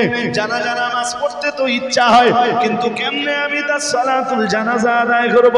মুহাম্মাদুর রাসূলুল্লাহ সাল্লাল্লাহু আলাইহি ওয়াসাল্লাম আল্লাহ পাকের নবীর প্রশ্নটা শুনে ফেরেশতা জিবরাইল বললেন, ইয়া রাসূলুল্লাহ, ইয়া হাবিবাল্লাহ, হুজুর শুধু আপনি পড়তে চান কিনা বলুন, বাকি ব্যবস্থাপনায় ফেরেশতা জিবরাইল।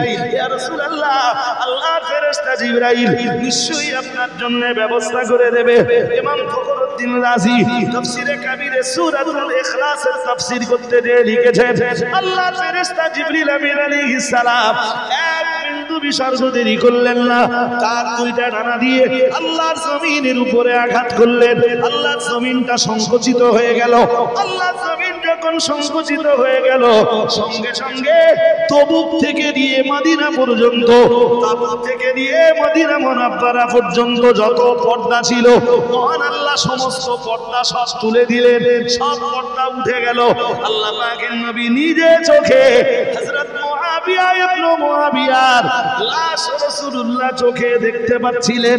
ও ভাইরা আমার, মনে রাখুন, লাশটা দেখে দেখে রাসূলুল্লাহ তাবুকের ময়দানে দাঁড়িয়ে সালাতুল জানাজা আদায় করলেন। ও ভাইরা আমার, মনে রাখুন, লম্বা করে বলবার মতো সময় আমার নেই। ফেরেশতা জিবরাইল যখন চলে যাচ্ছিলেন, মুহাম্মাদুর রাসূলুল্লাহ সাল্লাল্লাহু আলাইহি ওয়াসাল্লাম নবী আমার ফেরেশতা জিবরিলকে জিজ্ঞেস করলেন, ও ভাই জিবরাইল, আপনি তো চলে যাবেন, কিন্তু একটা কথার একটা প্রশ্নের জবাব কি আমায় দিয়ে যাবেন? রাহমাতুল লিল আলামিনের প্রশ্নটা শুনে বললেন, ইয়া রাসূলুল্লাহ, কি প্রশ্ন আপনি আমায় করবেন? রাহমাতুল লিল আলামিন বললেন, ও ভাই জিবরাইল, আপনি তো চলে যাচ্ছেন, আজকে আকাশে মেঘ দেখা যায় না, কুয়াশা দেখা যায় না। ও ভাই জিবরাইল, কিন্তু সূর্যের আলো কেন আল্লাহ জমিনে আসে না? আল্লাহর ফেরেশতা জিবরিল আমিন আলাইহিস সালাম বললেন, ইয়া রাসূলুল্লাহ, ইয়া হাবিবাল্লাহ, হুজুর আপনার সাহাবী মুআবিয়া ইবনে মুআবিয়ার ইন্তেকালের পরে তার জানাজা নামাজ পড়ার জন্য আল্লাহর এত বেশি সংখ্যক ফেরেশতাদের নজুল ঘটেছে। আল্লাহ পাক আসমান থেকে এত বেশি সংখ্যক ফেরেশতাদের নাযিল করেছেন। ইয়া রাসূলুল্লাহ, ইয়া হাবিবাল্লাহ, হুজুর ফেরেশতারা যখন আপনার সাহাবী মুআবিয়া ইবনে মুআবিয়ার জানাজা নামাজের জন্য জমিনে অবতরণ করছিলেন, তাদের ডানাগুলো মেলে মেলে মেলে মেলে, ইয়া রাসূলুল্লাহ, ইয়া হাবিবাল্লাহ, হুজুর আজকে আপনি বা আপনারা এই তবুকের ময়দানেও সূর্যের আলোটা পাচ্ছিলেন না ফেরেশতাদের ডানার কারণে। কোন কোন মুফাসসিরিনে হযরতরা লিখেছেন, আল্লাহ পাকের নবী সাহাবী হযরত মুআবিয়া ইবনে মুআবিয়া রাদিয়াল্লাহু তাআলা আনহু জানাজা নামাজ পড়বার জন্য, সালাতুল জানাজা আদায় করার জন্য আল্লাহ ৭০,০০০ ফেরেশতার নজুল ঘটলো। আর এই ৭০,০০০ ফেরেশতা যখন আসমান থেকে যখন ডানা মেলে মেলে জমিনে নামছিলেন, ওদের ডানার কারণেই সূর্যের আলো তবুকের ময়দানে পড়ছিল না। ও বাবাজিরা ভাইরা, এজন্য আকাশে কুয়াশা নেই, আকাশে মেঘ নেই, এরপরেও জমিনে সূর্যের আলো আসছিল না। রাহমাতুল লিল আলামিন বিশ্বনবী আমার এরপরে বললেন, আল্লাহ পাকের নবী বললেন, বিমা বালাগা মা বালাগ, হে ফেরেশতা জিবরিল, হে আল্লাহর ফেরেশতা জিবরিল আমিন আলাইহিস সালাম, একটু দয়া করে কি আমায় বলবেন, আমার এই সাহাবী মুআবিয়া ইবনে মুআবিয়ার জানাজা নামাজে এই হাজার হাজার ফেরেশতার নজুল ঘটেছে। আমার সাহাবী মুআবিয়া ইবনে মুআবিয়ার জানাজা নামাজে ৭০,০০০ ফেরেশতার অবতরণ ঘটেছে। কি এমন আমল তার জিন্দেগিতে ছিল, কি এমন ভালো আমল তার জিন্দেগিতে ছিল। ও বাবাজিরা ফেরেশতা জিবরিল আমিন আলাইহিস সালাম বললেন কানা ইউহিব্বু সূরাতাল ইখলাস। ইয়া রাসূলুল্লাহ, ইয়া হাবিবাল্লাহ, হুজুর আপনার সাহাবী মুআবিয়া ইবনে মুআবিয়া তার জীবনে যে আমলটা বেশি বেশি পছন্দ করতেন সেটা হলো, ইয়া রাসূলুল্লাহ, আপনার সাহাবী মুআবিয়া ইবনে মুআবিয়া বেশি বেশি বেশি বেশি সূরাতুল ইখলাস তেলাওয়াত করতেন। ইয়া রাসূলুল্লাহ, ইয়া হাবিবাল্লাহ, হুজুর সূরা ইখলাসের প্রতি মুহাব্বতের কারণে, সূরা ইখলাসকে বেশি বেশি তেলাওয়াত করার কারণে, সূরা ইখলাসকে বেশি বেশি বেশি বেশি ভালোবাসার কারণে হুজুর তার জানাজা নামাজে আল্লাহ তাআলা, আল্লাহ পাকের ৭০,০০০ ফেরেশতার নুজুল ঘটেছে। আরেকটু মন খুলে বলেন, আরো আওয়াজ দিয়ে বলেন। পারলে সূরা ইখলাসের আমল করুন। উঠতে বসতে চলতে ফিরতে, সাইকেল চালাচ্ছেন, কোনো কাজ নেই, সূরা ইখলাস পড়ুন। মাঠে কাজ করছেন, হাত কাজ করতেছে, কখনো পা তো চালাতে হবে, হাতে কাজ করতে গেলে পা লাগবে না, লাগবে না? পা তাহলে পা চলছে, হাত কাজ করছে, জবান চোখ দেখছে, জবান তো কিচ্ছু করে না, জবানে পড়তে থাকুন কুল হুয়াল্লাহু। পড়তেছেন না কেন? সবাই পড়ে। আরে বাবা, এতটা ফজিলত বলার পরেও যদি সূরা ইখলাস পড়ার মতো মন এই রঘুনাথপুর আর রঘুনাথপুর ৫০০ গ্রামের মানুষের ভিতরে তৈরি না হয়, আমার এই এত এত ওয়াজ করা সব বেকার। যা বলেছি সবগুলো তথ্য সম্বলিত, সবগুলোই তথ্যের বাইরে। আমি একটা কথাও বলিনি। দেখতে দেখতে আমার লাল বাতি জ্বলার সময় হচ্ছে। মনে রাখবেন, সূরা ইখলাসের ফজিলত এখনো বয়ান করা শেষ হয়নি। এরপরে আসবে সূরা ইখলাস নাযিল হয়েছে। আমার কথা কি শুনছেন নাকি? হ্যাঁ, অন্য মনস্ক হয়ে শুনলে এসব কথা বলা যাবে না ভাই। আল্লাহর শুকরিয়া আদায় করে বলছি, এই আলোচনা পুরো এলহি আলোচনা। জি, তাহলে ১ নম্বরে আমরা জেনেছিলাম সূরা ইখলাসের নামগুলো কোনগুলো। চোর করে বলে না, নাম জেনেছিল। ২ নম্বরে আমরা কি জানলাম? বলুন বলুন, কি জানলাম? ফজিলত জানলাম। ৩ নম্বরে আমাদের কি জানা দরকার জানেন? সূরা ইখলাসের ইনজালের কারণ, সূরাতুল ইখলাস আল্লাহ কেন নাযিল করেছেন এইটা আমাদের জানা দরকার। বাট এখনো সূরা ইখলাসের ফজিলত আলোচনা শেষ হয়নি। চলুন আমরা ৩ নম্বরে আরেকটা ২টা ফজিলত জেনেছি, তাই না? জেনেছি। চলুন ৩ নম্বরে আরেকটা ফজিলত জানি। আন্নান নবী সাল্লাল্লাহু আলাইহি ওয়াসাল্লাম দাখালাল মসজিদা। ও ভাই, ৩ হয়ে গেছে, এটা ৪ নম্বর। ১ নম্বর ফজিলত কি বলেন দেখি, মনে আছে? মুসাফির ভাই মনে আছে? কি বলেন তো? ১ খতমের সওয়াব, আর একবার তেলাওয়াত করলে কোরআনের ১/৩ পড়ার সওয়াব। সুবহানাল্লাহ। ২ নম্বর ফজিলত কি বলেছিলাম মনে আছে? সূরা ইখলাস বেশি বেশি পড়লে ফেরেশতাদের মাঝে তার পরিচিতি গড়ে ওঠে। সুবহানাল্লাহ। আর একটু মন খুলে বলো, যে কোনো আমল করবেন আর আমলের বিনিময়ে ফেরেশতাদের মাঝে আপনার প্রসিদ্ধি গড়ে উঠবে। ইয়ে হো सकता नहीं। জি, ৩ নম্বর ফজিলত কথা বলেন। এই এত মস্তানি কেন এখানে দোস্ত? এই যে মস্তানি বাইরের দিক থেকে করে দাও, দেখেন না ভাব দেখেছেন? যেন মিঠুন মিঠুন ভাব লাগছে। ওই একটা মাল আবার হাসতেছে, মানে ও আর একটা জিনিস। আল্লাহ এদের হেদায়েত দান করুন, বলুন আমিন। বদদোয়া করার অধিকার তো আমার নেই। হ্যাঁ, ৩ নম্বর ফজিলতটা কি বলেছি বলেন দেখি আপনারা? সূরা ইখলাসের উঠতে বসতে চলতে ফিরতে সূরা ইখলাস পড়লে তার জানাজায় ফেরেশতাদের নুজুল ঘটে। সুবহানাল্লাহ। তাও এত শ্লোক আরো আওয়াজ দিয়ে বলেন। মানে এতেও খুব একটা খুশি না যতক্ষণ নগদ থাকবে। শ্রোতা একটা জিনিসই খুশি, সেটা কি? নগদ মাল দিলে ছোটদা বিরাট খুশি। চলেন 4 নম্বর ফজিলতটা বলি। শুনবেন না ছেড়ে দেব? হ্যাঁ না, জোর করে বলতে হবে। শুনবেন 4 নম্বর ফজিলতটা। এবারে একটু আওয়াজ পেয়েছি ভালো। হ্যাঁ, আন্নান নাবিয়্যা সাল্লাল্লাহু আলাইহি ওয়াসাল্লাম দাখালাল মসজিদ। আল্লাহর হাবিব একদিন মসজিদে ঢুকলেন। সুবহানাল্লাহ বলুন। ফাসামিআ রাজুলান ইয়াদউ ওয়া ইয়াকুল। শুনছেন নাকি? মন দিয়ে শুনতে হবে। মসজিদে ঢুকে দেখলেন একটা লোক দোয়া করতেছে। কি করছে? গল্প শোনাচ্ছি না হাদিস পড়ছি? হ্যাঁ, একটা ফালতু কথা শুরু থেকে বলিনি। ফাসামিআ রাজুলান ইয়াদউ। নবী মসজিদে ঢুকে দেখলেন একটা লোক দোয়া করছে। সুবহানাল্লাহ বলেন। ওয়া ইয়াকুল, এবং সে বলছে, কি বলছে? বলছে আসআলুকা বিল্লাহ। ও, লোকটা দোয়া করছে আসআলুকা ইয়া আল্লাহ। মন দিয়ে শুনতে হবে, না শুনলে বুঝবেন না। আসআলুকা, আল্লাহ আমি চাইছি আপনার কাছে। একদম যেমন আছে তেমন বাংলাটা বলছে। আসআলুকা, আমি চাইছি। আপনার কাছে। কার কাছে? আপনার কাছে। বেশ। ইয়া আল্লাহ ইয়া আহাদ ইয়া সামাদ ইয়া লাম ইয়ালিদ ওয়া লাম ইউলাদ। ঠিক ভাষাটা এরকম। নবী মসজিদে ঢুকে দেখতেছেন একটা লোক দোয়া করতেছে।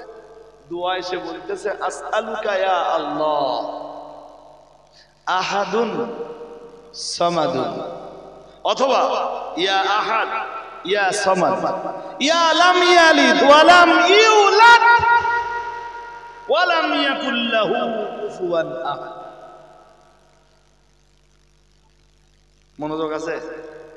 ঠিক সূরা ইখলাসে যে শব্দগুলো আছে পড়েন। সূরা ইখলাস পড়েন, কুল হুয়াল্লাহু আহাদ। তাহলে প্রথমে কি আছে? আল্লাহ। কি আছে? জোর করে বলেন। কি আছে? আল্লাহ। এদিকে দেখলে হবে না। এই গাড়িটা সাইড দেন, গাড়িটা ছেড়ে দিতে হবে। ইউটিউবার ভাইদেরকে বলছি, গাড়িটা ছেড়ে দিতে হবে। কুল হুয়া, আসলে যদি আমরা ভেঙে পড়ি তা কি হবে? কুল হুয়া আল্লাহু আহাদ, তাই হবে তো? তাহলে আল্লাহু আহাদ, লোকটা দোয়া করছে আসআল ইয়া আল্লাহ ইয়া আহাদ ইয়া সামাদ ইয়া লাম ইয়ালিদ ওয়া লাম ইউলাদ ওয়া লাম ইয়াকুল লাহু কুফুয়ান। মানে মনে হচ্ছে যেন লোকটা সূরা ইখলাস দিয়েই দোয়া করছে।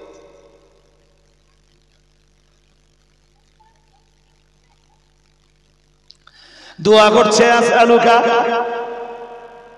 আসআলুকা, আমি আপনার কাছে চাইছি।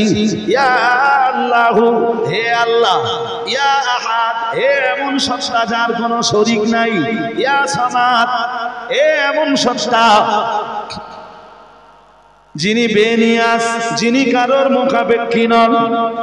ইয়া লাম ইয়ালিদ ওয়া লাম ইউলাদ, হে এমন সত্তা যার কোনো সন্তান নাই, ছেলেও নাই মেয়েও নাই, যার কোনো বাবাও নাই মাও নাই।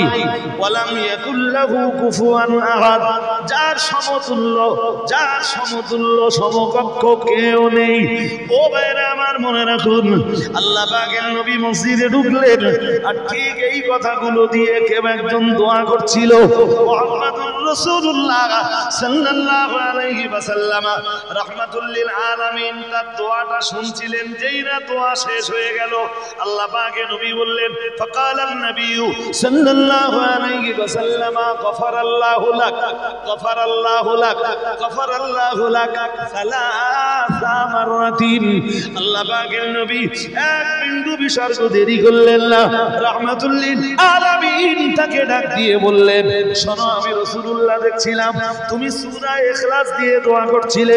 তুমি আল্লাহকে ডাক দিয়ে বলছিলে আসআলুকা ইয়া আল্লাহু ইয়া আহাদ ইয়া সামাদ ইয়া লাম ইয়ালিদ ওয়া লাম ইউলাদ ওয়া লাম ইয়াকুল লাহু কুফুয়ান আহাদ। ও আল্লাহ পাকের নবী বললেন, শোনো, তুমি দোয়া করছিলে, আমি মুহাম্মাদুর রাসূলুল্লাহ সাল্লাল্লাহু আলাইহি ওয়াসাল্লাম শুনছিলাম।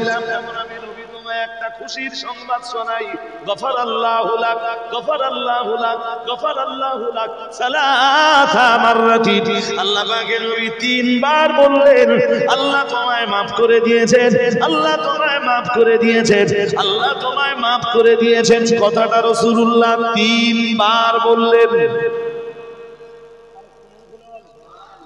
আরো আওয়াজ দিয়ে বলেন। তাহলে সূরা ইখলাস এমন এক সূরা যে এটা পড়লে গুনাহ মাফ হয়ে যায়। সুবহানাল্লাহ। হুজুর এক যদি আমি লাস্ট হতাম, আমি আবার 10 মিনিট কখন তুলবো এখনো, তাই আর টাইম আছে। দেখেন 12:30 বাজতে যায়। ফজিলত কয়টা বলে? কত বলে? আরে বলবেন তো কয়টা বলবেন? দড়ি গেরো মারতে হবে। 4টে ফজিলত। 4 নম্বরে কি জানা গেল? সূরা ইখলাস পড়লে গুনাহ মাফ করে দেয় কে? জোর করে বলেন। সূরা ইখলাস পড়লে, সূরা ইখলাস দিয়ে দোয়া করলে গুনাহ মাফ করে দেয় কে? কথা বলে না, আমি বলছি। চলো নাম্বার 5, যা রাজুলুন ইলান নবী সাল্লাল্লাহু আলাইহি ওয়াসাল্লাম ওয়াশাকা ইলাইহি।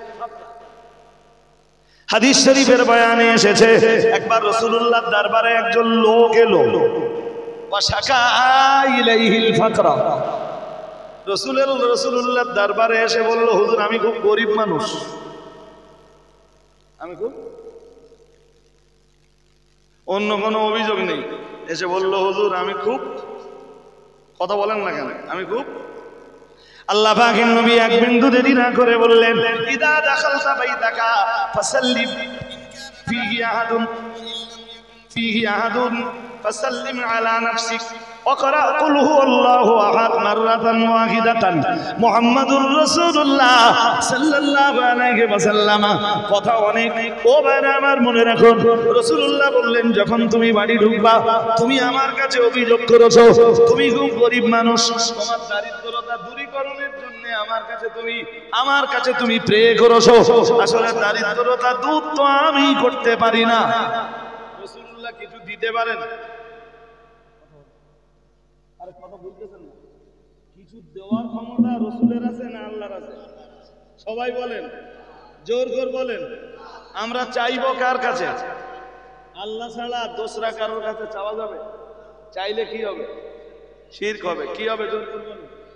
আল্লাহ ছাড়া দ্বিতীয় কারোর কাছে কিছু চাইলে সেটা কি হবে? শিরক। তার নাম শিরক। নবীর কাছে চাইলেও কি? নবী কার কাছে চেয়েছেন? নবীর কাছে যদি আপনার বিশ্বাস হয় যে না নবীর কাছে চাওয়া যাবে হুজুর, তা নবী কার কাছে চেয়েছেন? কথা বলেন। আরে নবী কার কাছে চেয়েছেন? তা আমি কেন নবীর কাছে চাইতে যাবো? আমি চাইবো আল্লাহর কাছে, নবী যার কাছে চেয়েছেন। জি হাজিরিনে মজলিস, আমি ব্যাখ্যা দেওয়ার মতো সময় পাবো না। ও ভাইরা আমার মনে রাখুন, বসিরহাটের বড় মাওলানা আল্লামা আল্লামা বাঙ্গাল আল্লামা রুহুল আমিন রাহমাতুল্লাহ আলাইহি, এই বাংলার অদ্বিতীয় আলেমে দ্বীন তিনি। আমরা তাকে মহব্বত করি, ভালোবাসি, তার লেখা কিতাব পড়ি, কিতাব অনুযায়ী জীবন গঠন করি। কিন্তু একটু দয়া করে কি বলবেন, আমরা বসিরহাট হুজুর কেবলার মাজার জিয়ারত করব, তার মাজারে যাব? না না না না না, চাদর চড়ার জন্য নয়, ধূপবাতি আগরবাতি জ্বালানোর জন্য নয়, তার কাছে কিছু চাইবার জন্য নয়, মাজার জিয়ারতের জন্য যেতে পারি, কিন্তু তার কাছে কিছু চাওয়া যাবে? ও ভাইরা আমার, ফুরফুরা শরীফের মুজাদ্দিদুজ্জামান কুতুবুল আলাম আমিরুশ শরিয়াত আলা হযরত দাদা হুজুর কিবলা রাহমাতুল্লাহ আলাইহি, আল্লাহ তাকে জামানার মুজাদ্দিদ বানিয়েছিলেন। চাইলে মাজার জিয়ারত করতে পারবেন, কিন্তু তার কাছে কিছু চাওয়া যাবে? বলেন, চাইলে কি হবে? চাইলে, কারণ সূরা ফাতিহা আমরা কি পড়ি? এই জন্য আপনাদের কি দরকার বলেন দিন, আস্তে আস্তে আস্তে আস্তে যখন আপনারা কোরআনের আলোচনায় অভ্যস্ত হয়ে যাবেন, আপনার কাছে অন্য কোনো নসিহত আর ভালো লাগবে না। তুমি কি শুনছিস? একদিন সময় সুযোগ পেলে আমারে বলবেন, সূরা আগের থেকে বলে দেবেন একটু, হ্যাঁ, যে হুজুর সূরা ফাতিহাটা নিয়ে আপনারা আলোচনা করতে।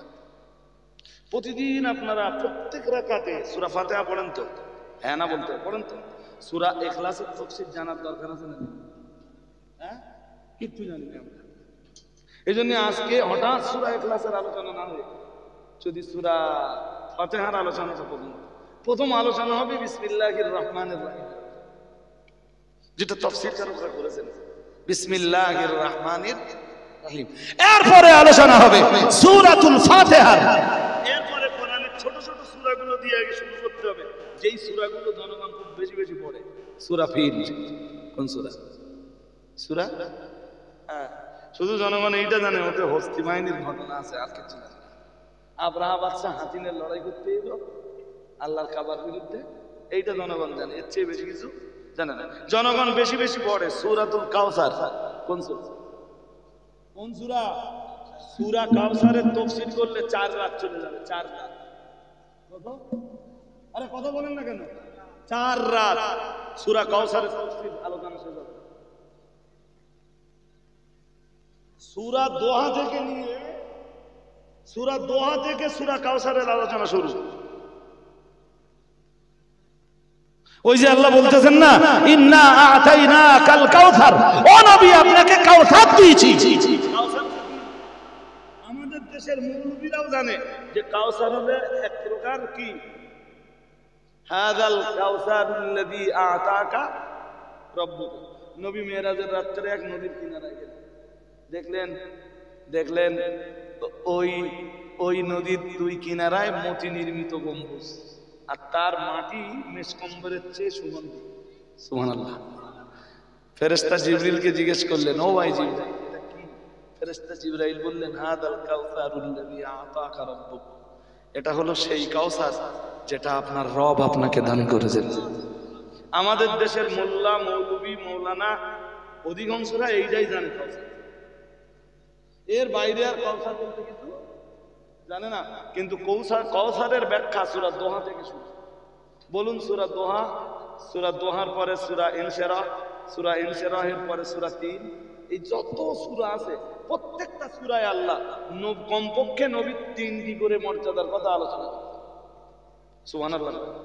আর একটু মন খুলে বলুন, একদম সূরা মাউন পর্যন্ত প্রত্যেকটা সূরায় আল্লাহ তার রাসূলের 3টে করে মর্যাদার আলোচনা করেছেন। আর এই এতটা সূরায় নবীর এতটা মর্যাদার আলোচনা করার পরে আল্লাহ বলতেছেন, ও নবী এই সূরা দোহা থেকে নিয়ে সূরা মাউন পর্যন্ত আপনাকে যত মর্যাদা দিলাম সবগুলোর সম্মিলিত নাম হলো কাউসার। ইন্না আতাইনা কাল কাউসার, ও নবী নিশ্চয়ই আমি আল্লাহ আপনাকে কাউসার দান করেছি। আরেকটু মন খুলে বলেন। এই জন্য বলছি না, এবার সূরা দোহা থেকে যদি ধরে আসা হয়, হ্যাঁ, তো 4 দিন কেন 40 দিনেও সূরা কাউসারের তাফসীর শেষ হবে না। কে আবার আমরা পড়ে থাকি মা ফাতেমার জীবনী নিয়ে, আমরা পড়ে থাকি বড় বিশ্বাস কেবলার জীবনী নিয়ে, আমরা পড়ে থাকি জি খাজা বাবার জীবনী নিয়ে, আমরা শুধু পড়ে থাকি দিল্লির মসজিদ সোজা হয়ে গেল কি করে, আমরা পড়ে থাকি দিল্লির হযরত নিজামুদ্দিন আউলিয়ার জীবনী নিয়ে। আমরা তো কখনো কোরআনুল কারীমের ভিতরে ঢুকে দেখবার চেষ্টা করি। এই মুসলমান যদি কোরআন না শোনে আর কোরআনের নসিহত যদি বুঝবার না চেষ্টা করে, আমি কি দাসপাড়ায় গিয়ে তাফসীর করব? আরে হ্যাঁ না বলেন, আরে উত্তর দেবেন তো। কোরআন আমরা কোথায় গিয়ে প্রচার করব? ঘোষপাড়ায়? বানাজ্জিরকে বলবো যে সূরা ইখলাসের ভিতরে এইগুলো আছে, তুমি আমল করো। আর নরেন্দ্র মোদীর কাছে গিয়ে বলবো যে সূরা কাউসারে এই আছে, তুমি আমল করো। হ্যাঁ হ্যাঁ, মারা গেলে তোমার বাবা মারা গেলে আমার বাবা মারা গেলে তোমার মা আর আমার মা মারা গেলে কোরআন দিয়ে সবসানি হবে।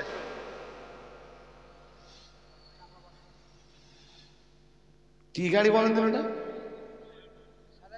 এরকম আওয়াজ হয়? তা আমারও তো বুলেট আছে, আওয়াজ হয় না। ও আওয়াজ করতে গেলি সাইলেন্সার রাইট ফাটা মাল লাগাতে। আমারে অনেকে বলেছিল আমি বুলেট কেনার পরে, বলে ওই আওয়াজ বাড়ে। আমার কথা বোঝেননি? আমি তো বুলেট চালাই। আমি বললাম না ভাই, আমাকে চুল নিয়ে আসে না।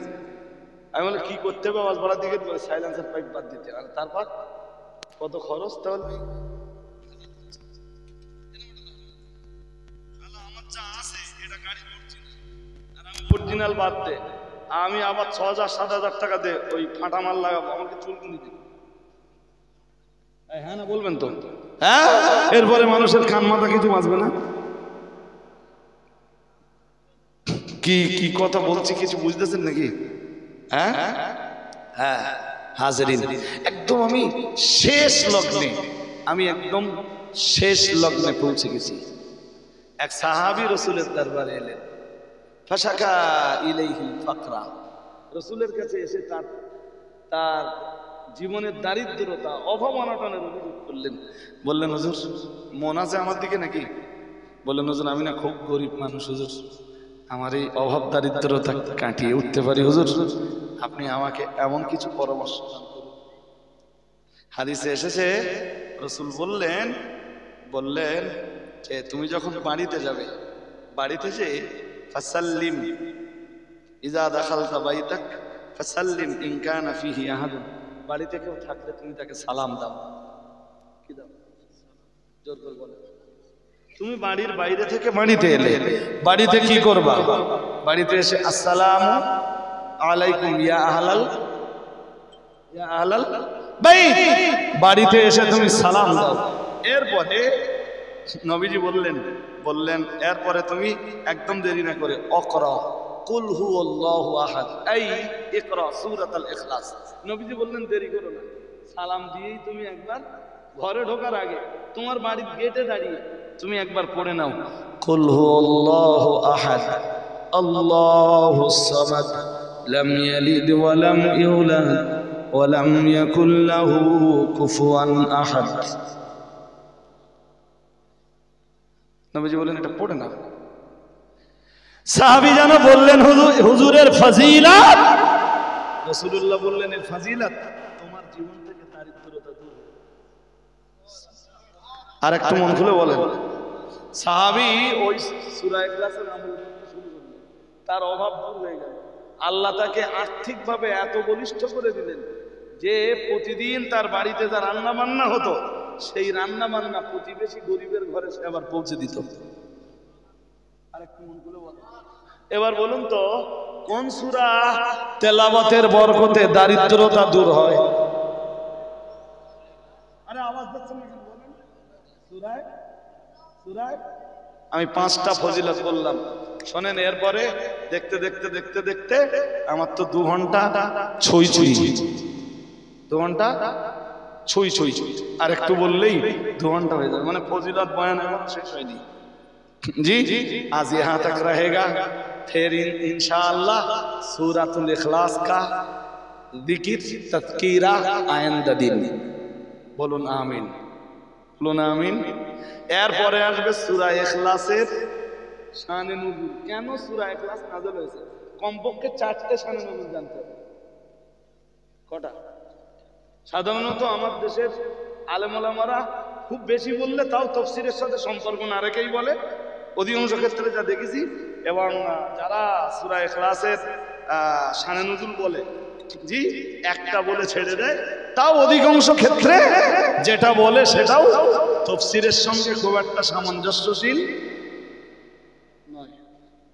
একটা শুনেছেন, বাকি আরো 3টে অন্তত শুনতে হবে। কমপক্ষে সূরা ইখলাসের 4টে শানে নুজুল শুনতে হবে। কটা? তারপরে সূরা ইখলাসের তাফসীর। আমি কি কিছু বোঝাতে পারলাম মোটামুটি? হ্যাঁ, অনেকেই বলে হুজুর অমুক সূরার তাফসীর করো, অমুক সূরার তাফসীর করো। কোরআনের তাফসীর খুব সহজ দেখতেছেন না? হ্যাঁ, পুরো জ্ঞানের দরিয়াটা আল্লাহর ভিতর ঢুকিয়ে দিয়েছে। সুবহানাল্লাহ, বাড়িকে বলবেন। আর একটু মন খুলে বলেন, পুরা জ্ঞানের দরিয়াটা। আমি এই প্রায় 2 ঘন্টা ধরে আলোচনা করলাম, সূরা ইখলাসের ভিতরে ঢুকতে পারলাম? আরে হ্যাঁ না বলেন, পারলাম। এক আয়াতেরও আলোচনা হয়নি, বাট আমার সময় শেষ হয়ে গেছে। তাহলে নেক্সট টাইম সূরা ইখলাসের বাকি অংশের আলোচনা শুনবার জন্য আমার ইনশাআল্লাহ আরেকবার দাওয়াত দেবেন। কিছু বলেন না। বিষয়টা হলো ভাই, এই কোরআনের আলোচনা বুঝবার জন্য ধৈর্য দরকার। আমার এই রাত্রে দেবেন, এরকম 11টার পরে না কোরআনের তাফসীরের আলোচনা চলে যাবে। কোরআন তাফসীরের আলোচনা হবে একদম মাগরিব বাদ। কখন? ওই যে কটা লোক হবে ওই কটা লোক বুঝে পারি যাবে। এত রাত্রে তফসিরের আলোচনা মানানসই না, কারণ তো কোরআনের তফসির শুনতে গেলে ব্রেন লাগে। আমার কথা কি বুঝতেছেন নাকি? হ্যাঁ, ইনশাআল্লাহ নেক্সট টাইম আপনাদের সাথে আবার দেখা হবে। কর্তৃপক্ষরা বলছিলেন যে হুজুর একটু কালেকশনের কথা বলেন। ফুরফুরা শরীফের হুজুর রয়েছেন, তিনি আপনাদের কাছে বললে আমার চাইতে হয়তো বেটার হতো। তা আমি 5 মিনিটের জন্য আপনাদেরকে বলবো ভাই, ওরা যেহেতু বলছে আমারে বারবার পিড়াপিড়ি করছে, হুজুর না থাকলে আমি অনেক আগে হয়তো আজ গুটিয়ে দে একটু কালেকশনের দিকে হাত বাড়াতাম। হুজুর কেবলা রয়েছেন, তিনি আপনাদের কাছে বলবেন।